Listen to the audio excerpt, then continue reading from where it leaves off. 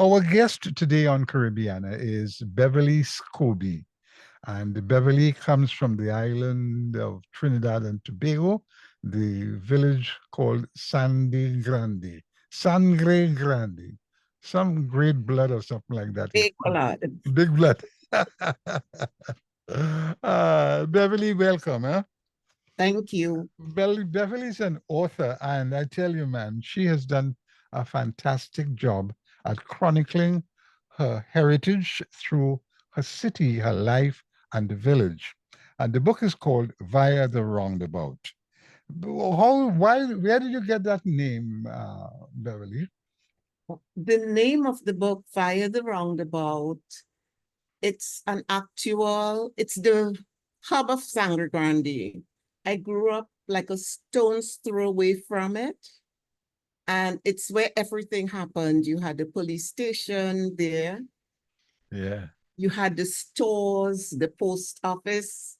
Everything happened around the roundabout. But what's right. more important is that the roundabout marks the end of the Eastern Main Road, which comes out of Port of Spain, the country's Right. Yeah, capital, right. and the Toco Main Road, which links the Northeast region to Port of Spain. It ends where the roundabout begins. So it's a confluence of the Eastern Main Road and the Toco Main Road. Right.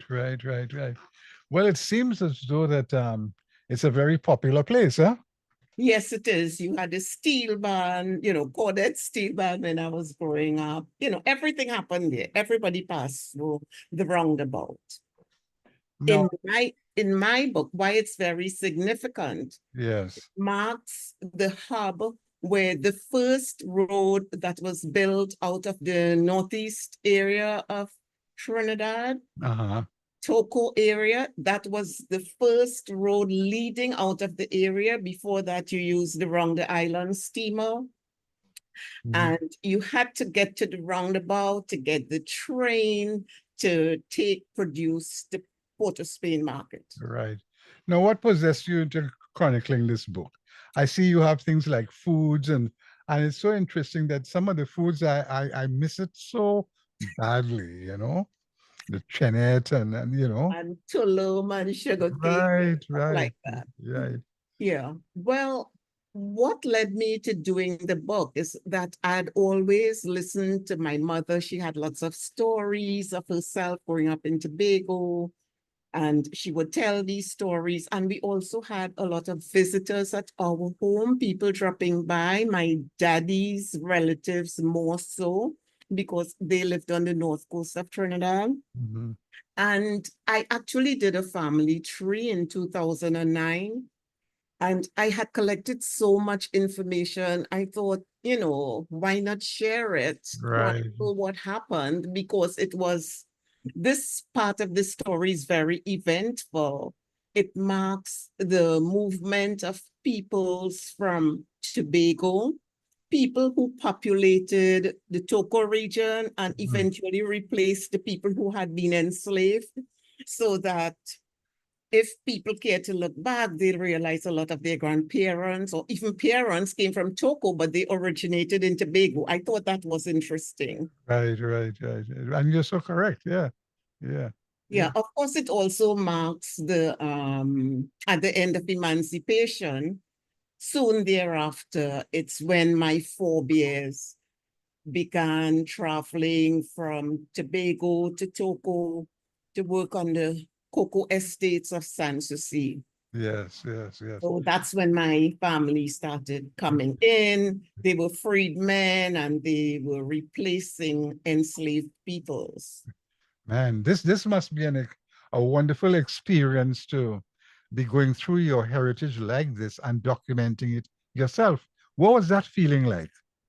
It was exhilarating. I was sad at times, but I felt connected to relatives who had gone on before. Like I could actually feel their presence when I was doing the research. Like I had to go to churches, cemeteries, and so on.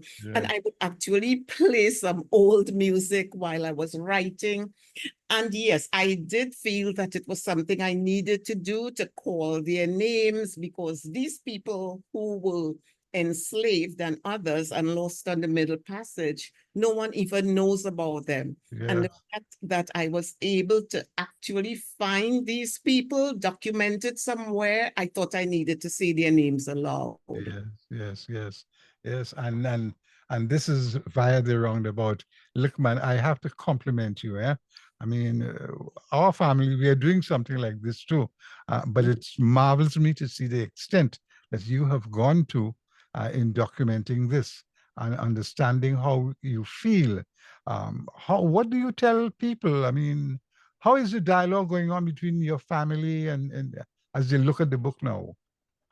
Well, first of all, what has happened is that I chose to end the book with my parents, and most of the people in the book have passed on. Right. Okay. So it's just their relatives, and there are some who are really excited to Yeah. know that this is where they come from. I actually just met someone last week who had no clue about her father's family, and he is one of the people in the book. He's my Right. father's cousin. She knew nothing about the authors, and when I told her, she was so happy.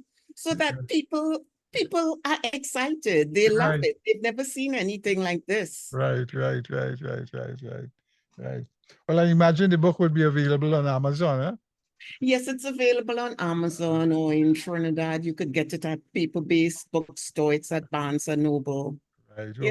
If you could find me, I might be able to find one. Right. Right. Right. Right. Right. Yeah, man. Yes. I really have to compliment you, man. A marvelous book, you know. Um, and it's so the government of Trinidad and Tobago should co-opt something like this to institute in their schools or libraries. Is it there any attempts? Well, I've heard that said before. Now, NALIS, the National Library, they actually bought some copies, which they distributed to various libraries in Trinidad. Right, I don't know which other libraries. I was down there for the Boca Slit Festival. I was invited to read from right. the book. And, there was some exposure going on at that time, thankful to the people at Yeah, Harrier Publishers, of course, who put out the book for me. right, They did the right, production. right. There was exposure. I did some readings while I was there, and I've done some readings here when I'm back. But yes, I've been told that it's a book that could be of great use, especially in the northeastern part of Trinidad and Yeah, Tobago, where yeah, people really don't know that part of the history. yeah, Because yeah. I myself was just finding this as I wrote. It Right, came to right, me that, wait, these are the people who populated Togo. No one ever right, spoke about them before. right, right, right, right, right.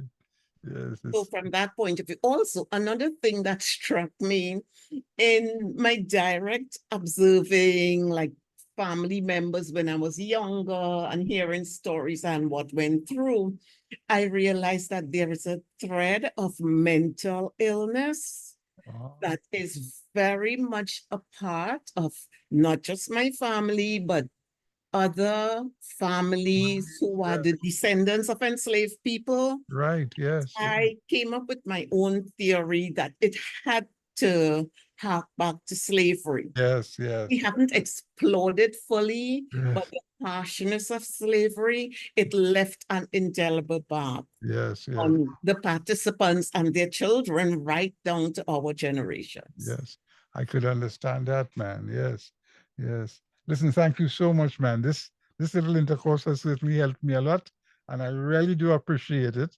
I love seeing you, and I hope we can meet physically one day. Huh? And Good That luck. would be fine. And thank you very much for inviting me too. Maybe we'll meet up in person. All right. Okay, enjoy the rest of the weekend. Thank you. Take care now. Take care. Bye-bye. Bye-bye. Bye. I've been speaking with Beverly Scobie, and she's the author of a book, Via the Roundabout, a book on her life and her place where she came from, Sandy Grande in Trinidad and Tobago. This is Von Martin. Caribbeana continues.